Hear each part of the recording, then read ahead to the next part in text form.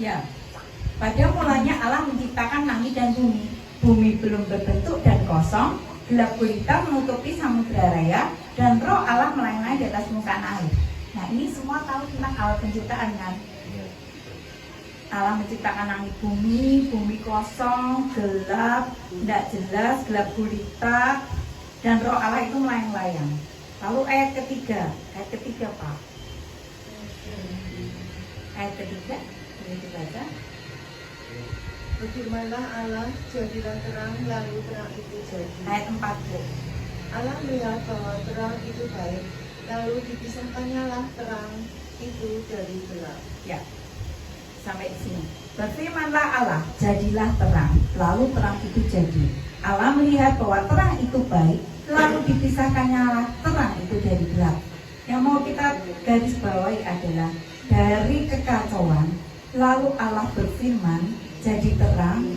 Allah melihat terang itu baik. Itu awal mula penciptaan, hari kedua, 3, 4, 5, 6 sampai seterusnya. Sekarang Bu, tolong dilanjut ke ayat 31.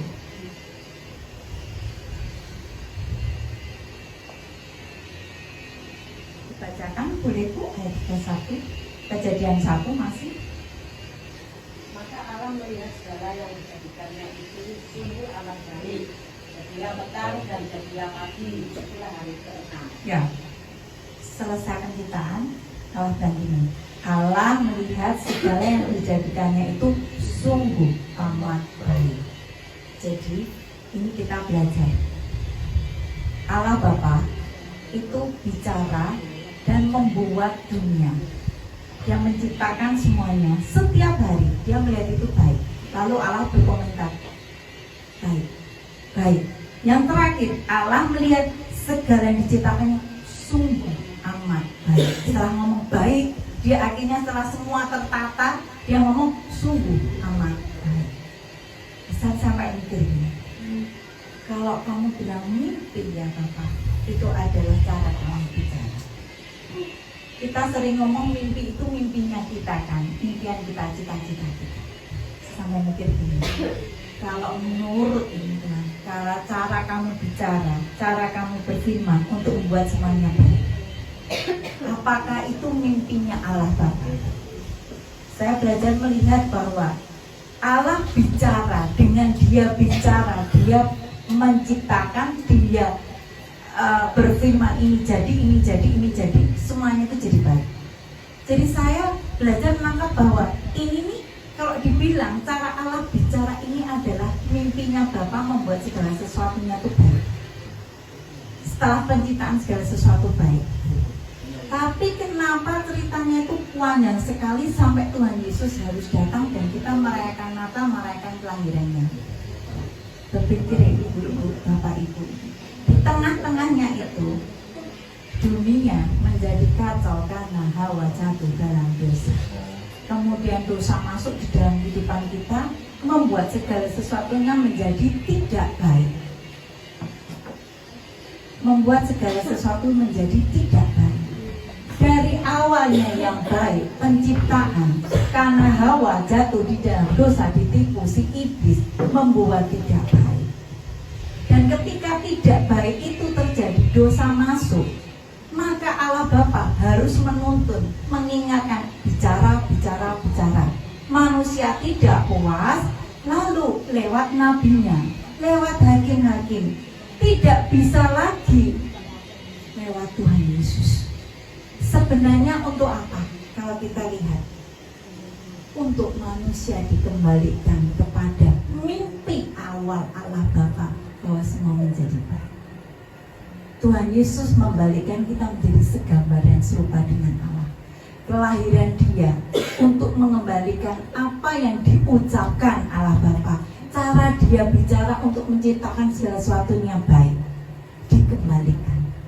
Kalau lewat Hawa, Adam, kesalahan Adam dan Hawa, semua jadi kacau, kembali pada kekacauan yang awal ayat 1. Tapi mimpi Allah Bapa dengan perkataannya, cara dia bicara, dia tuh hanya mau mengembalikan ke gambaran semula yang semua disebut sungguh amat baik. Jadi kalau dari Petra Ministry mendapat rema mimpi, itu adalah ketika saudara semua pengen tahu apa toh Tuhan kamu mau bicara apa. Lewat cara apa kamu tuh bicara? Dari perkataan Allah Bapa yang mencipta, dari yang gelap gulita menjadi baik, dikacaukan oleh satu dosa, kemudian lewat perkataannya, lewat manusia, lewat nabi, lewat mimpi mental semua, dia balikan lewat anaknya Tuhan Yesus, dengan kelahiran Tuhan Yesus, dengan karya penebusannya. Dan dia memperdamaikan, Tuhan Yesus memperdamaikan kita dengan Allah Bapa sampai kita balik segambar serupa. Dia maunya tuh sebelum gambaran kita adalah gambaran sebelum Adam dan Hawa jatuh dalam dosa, kembali ke situ. Jadi cara Allah bicara beragam, lewat mimpi